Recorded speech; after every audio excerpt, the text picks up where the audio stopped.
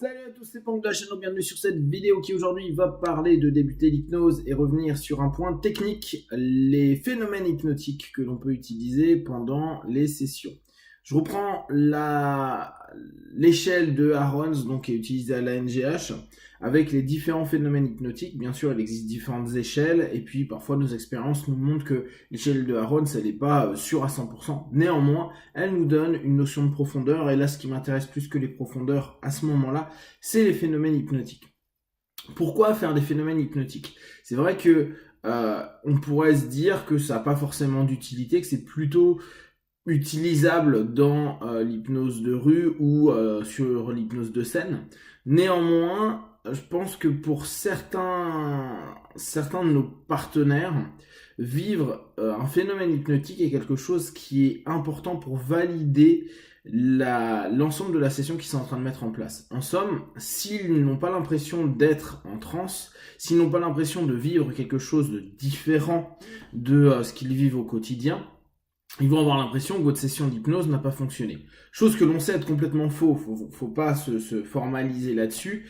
On sait que la transe étant une communication entre le conscient et le subconscient en diminuant le facteur de jugement, notre idée est d'emmener dans cet état-là, et que cet état-là étant quotidien et naturel, tout le monde le vit, tout le monde l'a vécu, et que donc ce n'est pas forcément quelque chose qui est ressenti comme autre chose, comme un événement nouveau. Néanmoins, cette attente que l'on doit logiquement faire sauter avec notre pré-talk peut rester et pourrir un petit peu le boulot que vous allez proposer à votre partenaire, c'est-à-dire, quand je dis pourrir, c'est-à-dire vos suggestions, vos techniques et vos stratégies.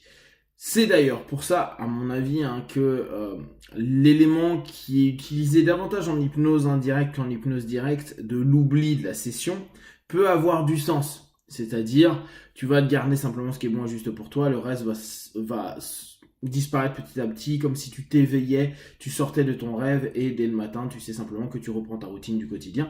Cette notion-là permet en gros, même s'il peut y avoir une espèce de logique de dire ah ouais mais moi j'étais pas en hypnose, en transe, etc., j'ai rien vécu de différent, permet quand même en termes de suggestion, alors que vous avez travaillé depuis une demi-heure, 40 minutes sur le partenaire, de laisser au bout du compte un feedback de votre suggestion que la personne ne va pas forcément percuter, mais qui permettra de ne pas saboter trop le boulot qui va être fait s'il estime que, n'ayant pas vécu quelque chose de fou, d'extraordinaire et de dingue, il estimera que vous êtes un mauvais hypno ou que votre séance n'a servi à rien.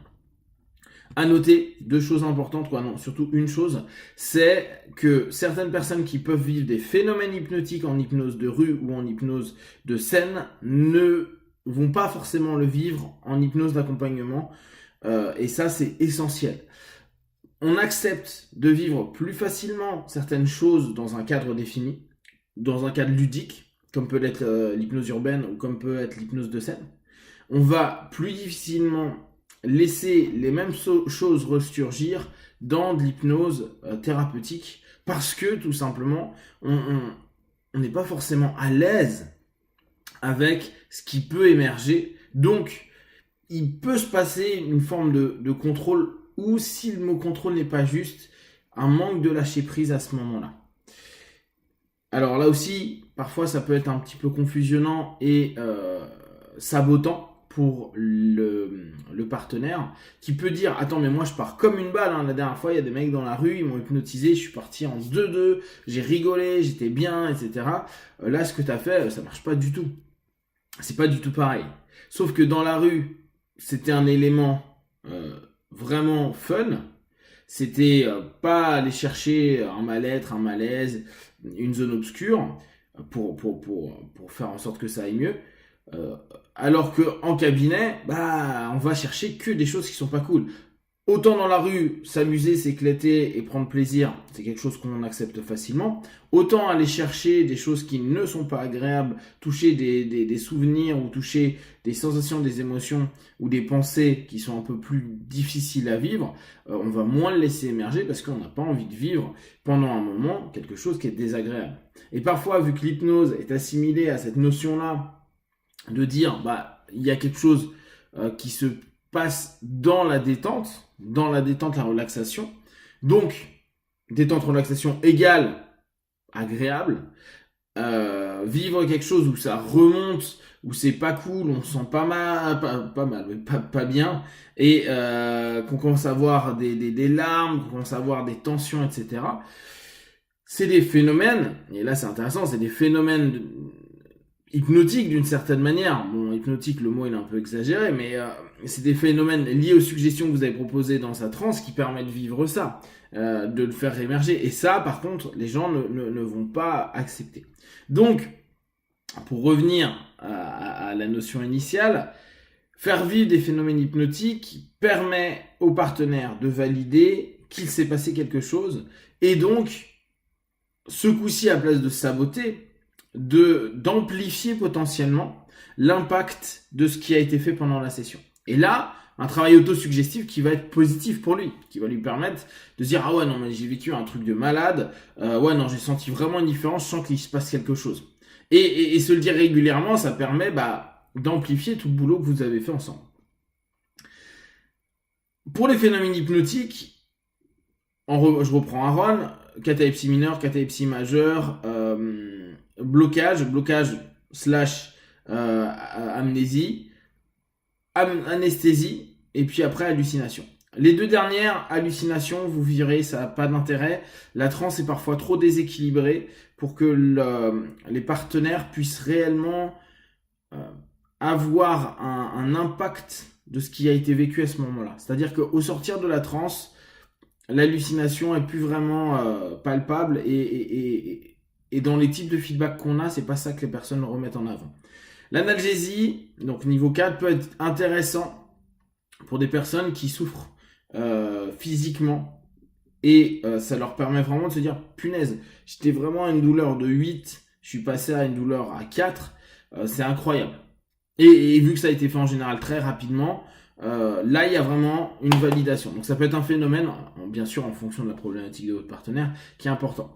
Le blocage, alors que ce soit un blocage physique ou un blocage mental qui emmène parfois à l'amnésie, peut être quelque chose d'intéressant. C'est-à-dire que si la personne sur un chiffre fait un blocage sur un chiffre, le double ou carrément l'oublie, et ou un blocage physique qu'on peut avoir sur des notions, par exemple comme coller sur la chaise, etc., ça peut être aussi marquant.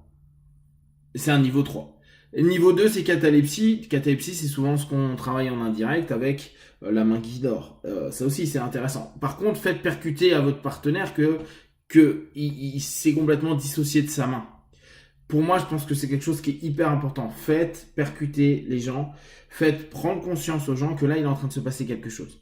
Et que c'est pas quelque chose de normal, même si ça l'est, mais j'insiste là-dessus, c'est pas quelque chose de courant avec cette prise de conscience.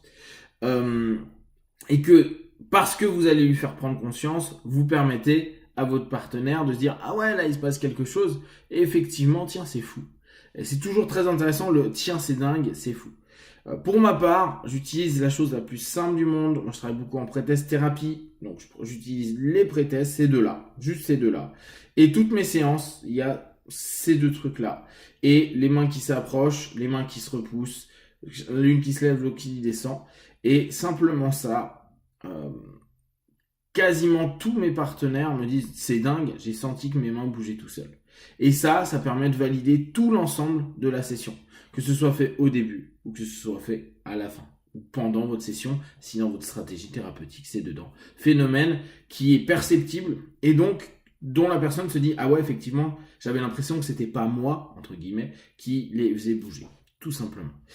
Donc si vous avez des questions et des remarques, partagez sur Facebook, YouTube, j'y répondrai le plus rapidement possible. Et comme d'habitude, de tout ce que je propose, ne prenez que ce qui est bon juste pour vous. Testez, observez, analysez et concluez. Be one. Ciao!